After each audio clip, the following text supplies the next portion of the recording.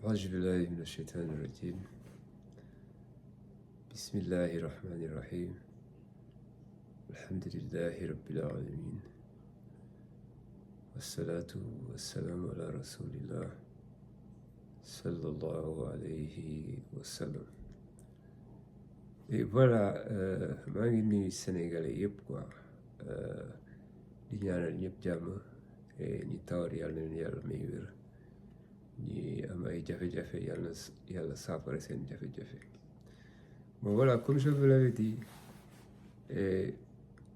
qu'il y a une révolution au pays, et cette révolution, il faut la protéger. Maintenant, il y a des forces extérieures qui ont commencé les agissements, quoi. Et notamment le FMI, quoi. Et pour mieux vous expliquer, seeni ay pexe, je voulais simplement partager avec vous une vidéo qui va durer 9 minutes. Et c'est pas un chroniqueur comme chez nous, et c'est un journaliste, écrivain qui s'appelle Saïd Bouamama. Il est né et a grandi en France et de parents d'origine algérienne. Donc voilà, après on va faire un petit commentaire, Inch'Allah. Allez-y.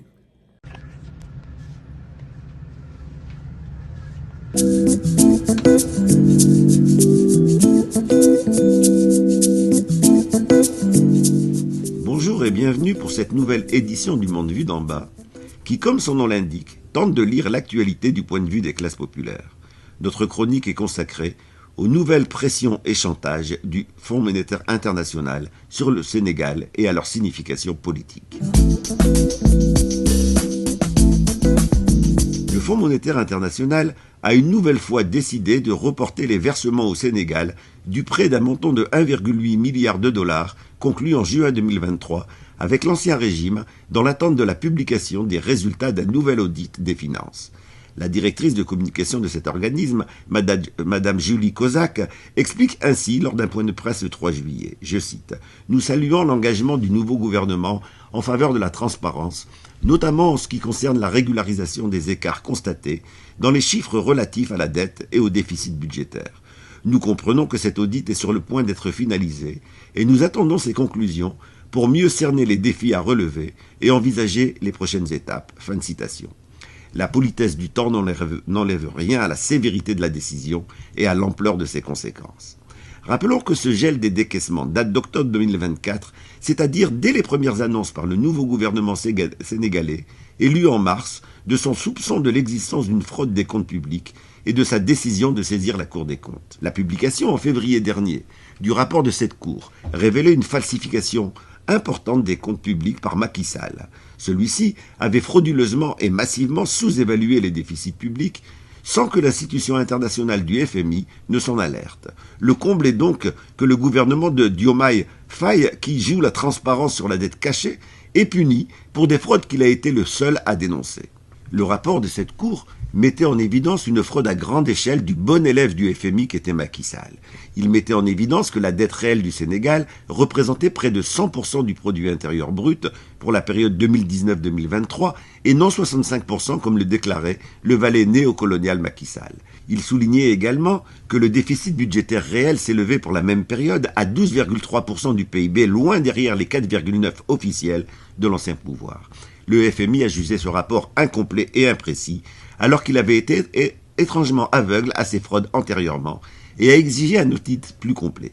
L'institution internationale a à son tour revisité ces chiffres et affirmé avoir découvert une dette cachée de 7 milliards de dollars. Le gouvernement sénégalais a, en réponse à l'exigence du FMI, mandaté le cabinet français Forvis Mazars pour un audit complet de la dette sénégalaise. Malgré cela, l'institution financière internationale maintient sa décision de reporter ses décaissements jusqu'à la publication du rapport de cet audit, c'est-à-dire en septembre prochain au plus tôt. Une telle pratique est connue. Elle se résume à l'expression « épée de Damoclès », c'est-à-dire à faire peser une menace pour influer sur le cours des négociations. La décision du FMI est d'autant plus scandaleuse qu'elle illustre la logique du double standard de l'institution financière internationale, selon que le demandeur est considéré comme un obéissant ou un récalcitrant. Pour ne prendre qu'un exemple, prenons celui de la Grèce, qui a connu elle aussi des pratiques de maquillage de ses comptes publics. Le FMI n'a jamais exigé d'audit préalable, ni jamais cessé ses versements. Le journal sénégalais en ligne, le RALNet, commente comme suit ce double standard, je cite. « Et pourtant, ce traitement n'a jamais été appliqué à la Grèce, ni à l'Argentine, qui a cumulé 22 plans FMI, plusieurs défauts de paiement, des violations systématiques des conditionnalités, et a pourtant bénéficié d'un prêt historique de 57 milliards de dollars en 2018. Sans avoir assigné quoi que ce soit, ni au Brésil en 1990, ni au Mexique pendant sa crise de la dette. Tous ont été aidés d'abord, puis sommés de réformer ensuite. » Fin de citation. Les conséquences négatives pour le peuple sénégalais et pour les projets de développement du pays sont immédiates. Dès la publication du rapport de la Cour des comptes, l'agence de notation internationale Moody's abaisse considérablement la note du Sénégal, la faisant passer le 25 février dernier du rang B1 au rang B3, la classant ainsi dans la catégorie des dettes hautement spéculatives. Elle est aussitôt suivie par l'autre grande agence de notation, Standard & Poor's, qui fait passer le Sénégal de la note B+ à B. Concrètement, cela signifie que le Sénégal doit payer des taux d'intérêt plus grands pour ses emprunts sur le marché.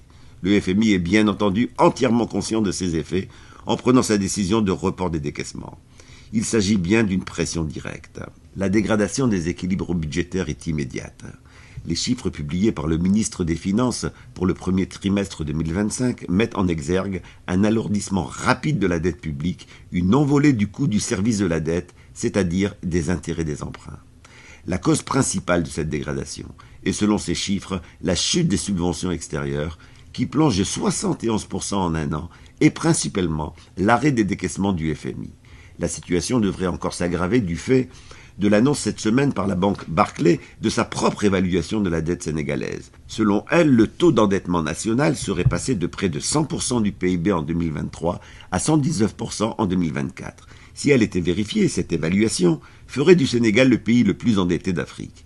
Nous sommes de fait devant une stratégie objective d'asphyxie du projet de rupture du nouveau gouvernement sénégalais.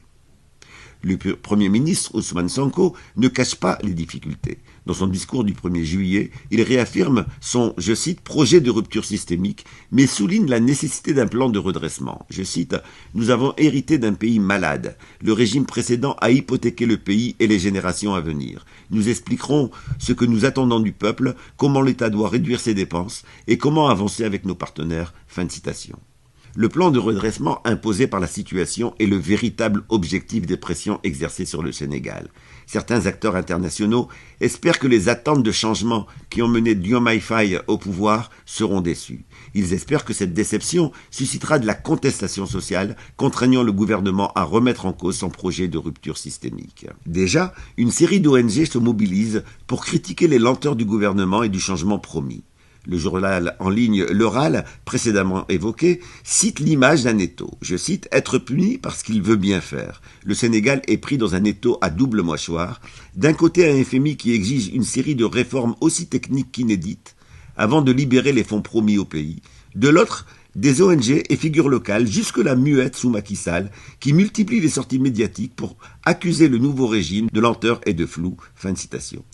Face à ce contexte inquiétant, le Sénégal ne peut compter réellement que sur son propre peuple, sur son unité et sur sa capacité à tenir le cap de la rupture d'avec le... Voilà, très rapidement, je vais faire un petit commentaire.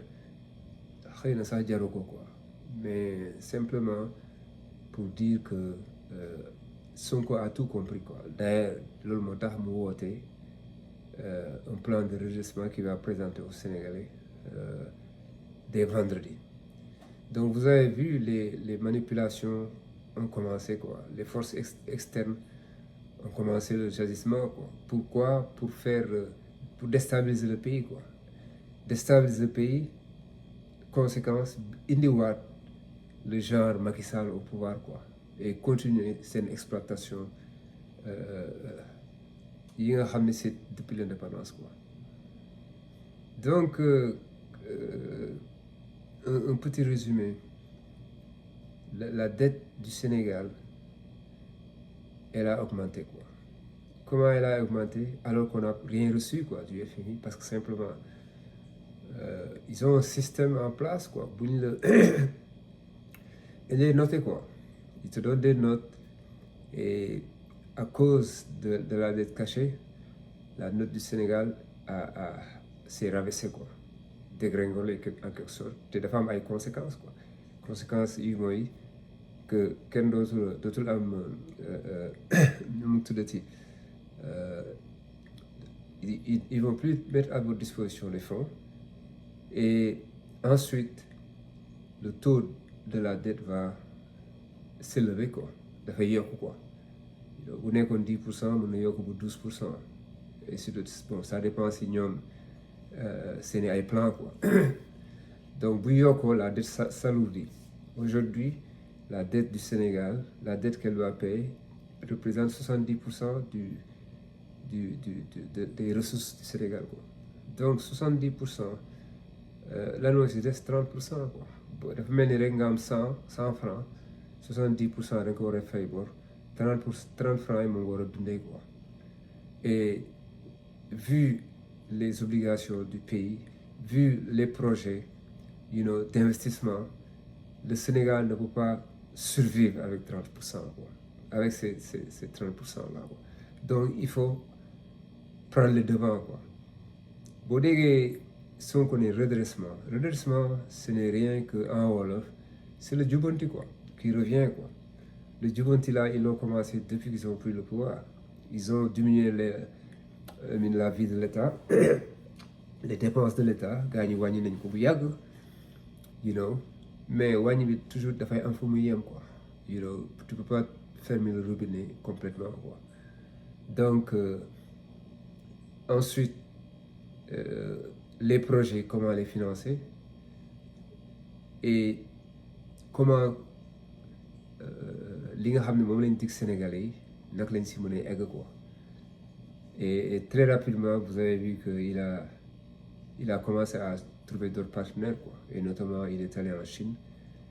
Et il y a eu beaucoup de projets de financement, quoi, qu'il a pu réussir à décrocher, quoi.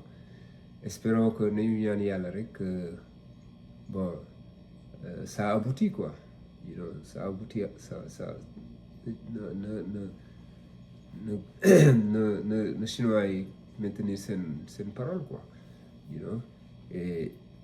Et en ce moment-là, je crois que malgré les difficultés, le gouvernement va tenir, quoi. Bon, il y a des dépenses colossales, quoi, que Macky Sall moom la ñu bàyyi, quoi. Et notamment le TER, là, qu'il nous a laissé. Le TER, ça fonctionne à perte, quoi. Le gouvernement doit ay milliards la fa war a dugal chaque année, quoi. Comme aussi des mobilisations comme le stade Abdoulaye Wade.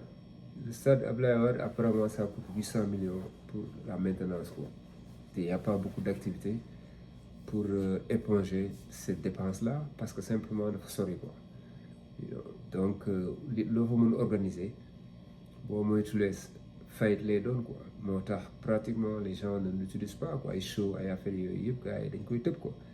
Parce que déjà boo naree paas ba foofu bu waree paas pour dugg wala paasaat dellu si waat, mais c'est un budget, quoi. Donc ça a été un mauvais investissement, quoi. Il y en a plein au Sénégal, quoi, di ñu fa Macky Sall bàyyi yoo xam ne ça alourdit la tâche du gouvernement, quoi.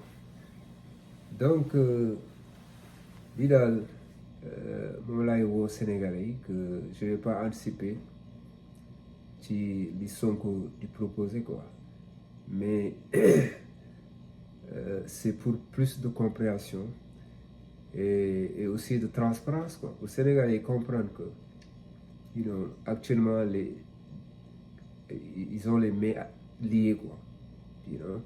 Et que am na affaire yu bari yoo xam ne bon dinañ ko def, mais xëy na délai bi ñu joxoon Sénégalais pour entamer ko, ils seront obligés de repousser ça, quoi, Inch'Allah, quoi. Bon, mais espérons que bon du ñu àgg foofu quoi you know espérons que du ñu àgg foofu espérons que on va avoir beaucoup d'autres financements quoi you know parce que gars ñi xam nañ ne Sénégal dafa am pétrole dafa am gaz quoi you know Sénégal am na ay ressources quoi donc li mu mën a permettre gars ñi les bailleurs de fonds ñëw mooy la stabilité du pays quoi tant que ñii seen tentation ça échoue bon on aura des financements quoi bon là il faut que le pays soit calme il faut que les Sénégalais comprennent lan moo nekk ci gannaaw quels sont les ajustements de la FMI quoi et yemul foofu